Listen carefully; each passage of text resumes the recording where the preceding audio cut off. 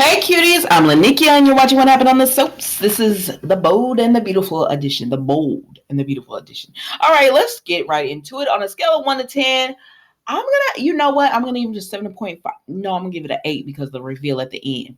But it wasn't, I need more of a reveal. Let's go and get right into it. So we see Carter, Justin, and Ridge, and they said, Ridge, we can't do this. They talking about some contracts or whatever. And they was like, yeah, because we know how you like to take things slow. Because Carter making a jab at Ridge. I said, not you, Carter. He said, well, he was all over me when I was dealing with the Quinn in Paris thing. I said, you right. So Justin and Carter said, Ridge, are you sure you want to do this? Like, it feels like you're moving rather fast and you love Brooke. He's there. And they both say, Taylor is a great girl, but you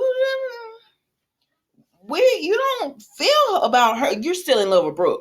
So do you feel like you're taking this too fast by marrying Taylor when you know you're still in love with another woman? The same thing that you was telling Carter.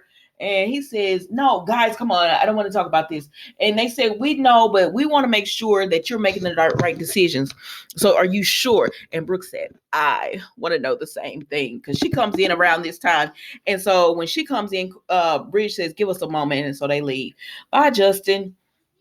So Brooke and Ridge talk, and he says, what are you doing here? And she says, I heard the news. And he said, yeah. She was like, are you serious? You want to marry her? And Ridge do the same thing he always does. He tells Brooke he's in love with her. And she says, well, let's work this out. You don't have to marry Taylor.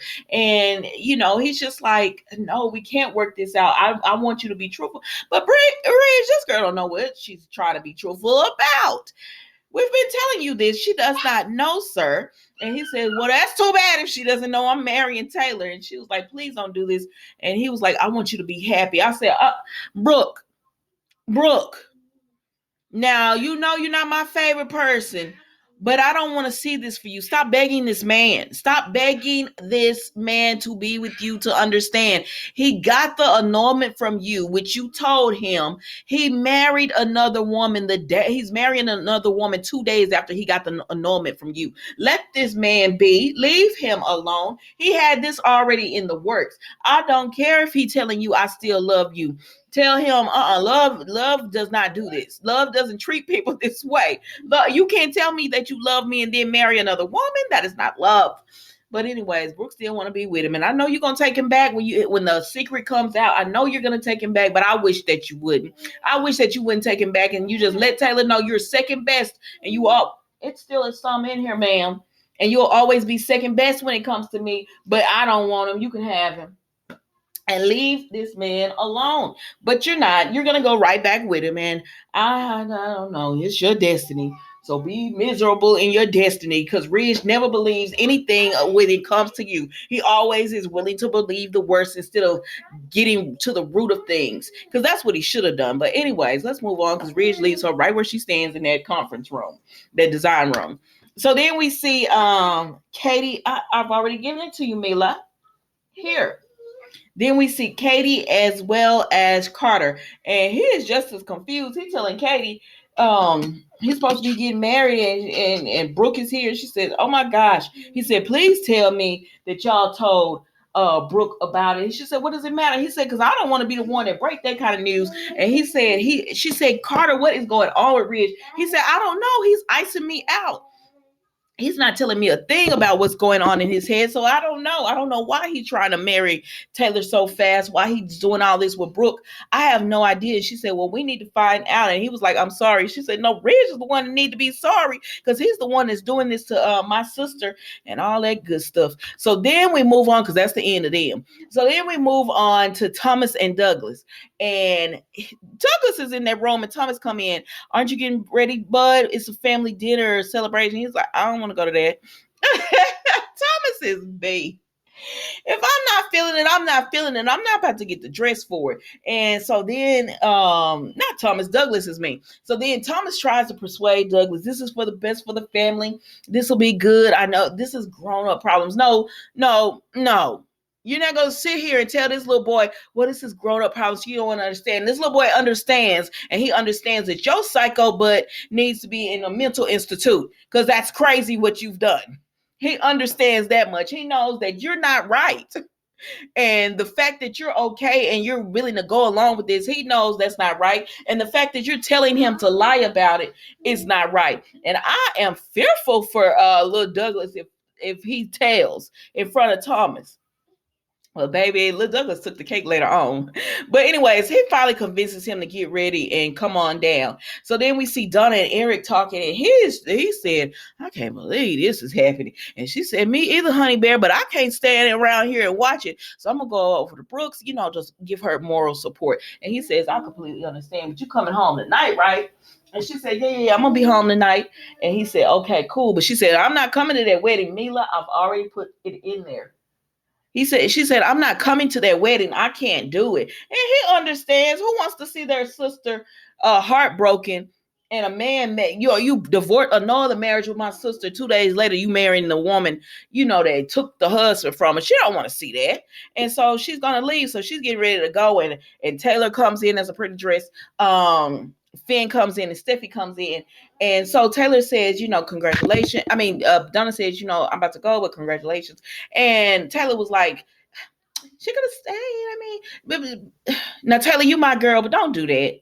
Don't do that. Don't be that. Like, stop it. And you know what? Taylor, you starting to work my nerves by doing that too. Like, you always, it's a nasty nice about her that, I've been ignoring, but I've said it a time before, but I don't like that about you. You already took the man. You got the man from the woman. Her sister don't need to be there. She could have stayed. No, she couldn't have. She don't want to see that. And why would you want her to be around? That was a pretty dress Steffi had on. And why would you want to be around, and show yourselves to the girl when she's not happy for you? She's not happy for you. Why would you want that kind of energy around you? But you trying to be like, oh, well. And Steffi just told her, well, you don't want that around you anyway, Mom. The people that you want here are going to be here, and it's a celebration because they're having this celebratory rehearsal dinner. It's not a rehearsal dinner because what y'all rehearsing, you don't, a rehearsal dinner.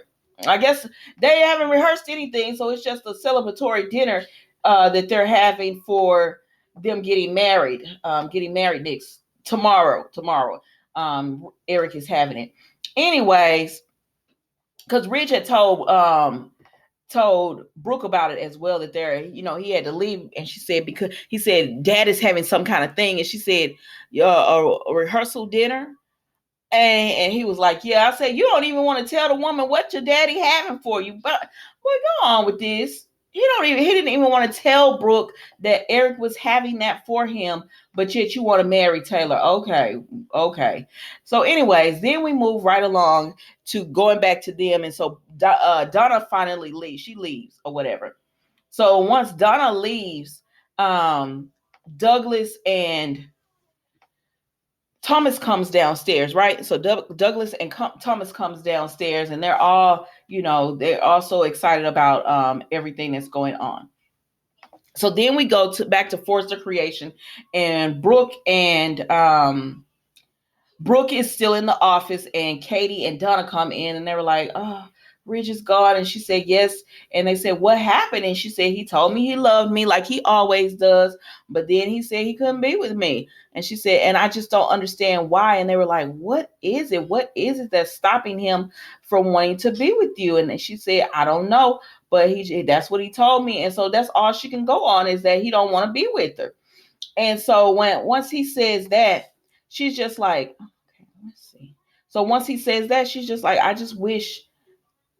She said, once he said that, she's just like, I just wish he would let me know what happened, what's going on. But I don't know. And I don't ever think I will find out because he's not saying. And the sisters just rally together to support Brooke. And Donna says, I'll spend the night. And she says, no, you don't have to do that. She said, I'll even stay over. And I said, no, Donna, you need to get to the house. But anyway, let's move on, child, because they came to this rehearsal dinner celebratory night before dinner. I don't know. What do you call it? I know some people call it rehearsal dinners, but they're not really rehearsing anything. I don't know what you would call it. Anyways, so they're all there, right? And Ridge is late, but he finally shows up, and they were like, we're going to celebrate without him. And they were like, celebrate without me? And so he comes in and they're all like, yes, it's so happy. But baby, Eric don't give, he gives zero cares because he said, but this is all moving so fast. So tell me what, he said, what was the catalyst for this to move like this? And so Rich said, do you have to? Watch how you talking to him? But he went ahead and explained. He said, Thomas, I think we should tell baby. Thomas went around that chair. Thomas ran around that chair. Because he knew, and so then because they were doing speeches. Thomas did his speech and he said, oh, you said everything we all want to say. That was Steffi. And Douglas looking at Thomas in that speech, he might as well had his arms folded, side-eyeing him. Mm-hmm. And so then after all that, that's when Eric, was like, what happened? Because it's moving fast. And Ridge gonna say it's not fast. Lies use hell, sir, it's fast. And so then they so they're sitting there talking or whatever, right? And Rich says, okay, we're gonna tell. Thomas, come on, let's tell. Let me turn my air off, y'all. It's loud. They came and fixed it one time and it's been loud ever since. So anyways, they go and they're like, you gotta tell, we gotta tell them, Thomas. He says, you remember that CPS call? That was like, yeah, a few weeks ago, yeah. It was like, we found out who made the call. And they said, who called CPS? He said it was Brooke. And Eric said, I don't believe that. You was a liar and a half. That was not Brooke who made that call. And he said, yes, it was. And he says, show me the proof. And he says, I heard a voice. Thomas heard it too. And then he said, Ridge looks at Douglas. He said, I'm so sorry. I don't even know what to say. You shouldn't be hearing this. And Douglas is looking at Thomas. And Thomas says, Douglas, why don't you go upstairs? Douglas said, no.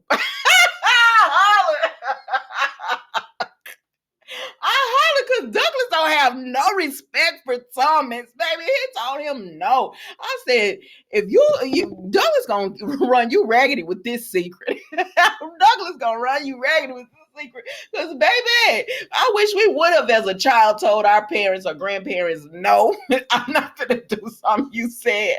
But Thomas couldn't say anything because baby, he didn't want Douglas saying it was dad. It was dad is the one who did it. And so Douglas sat right there and listened.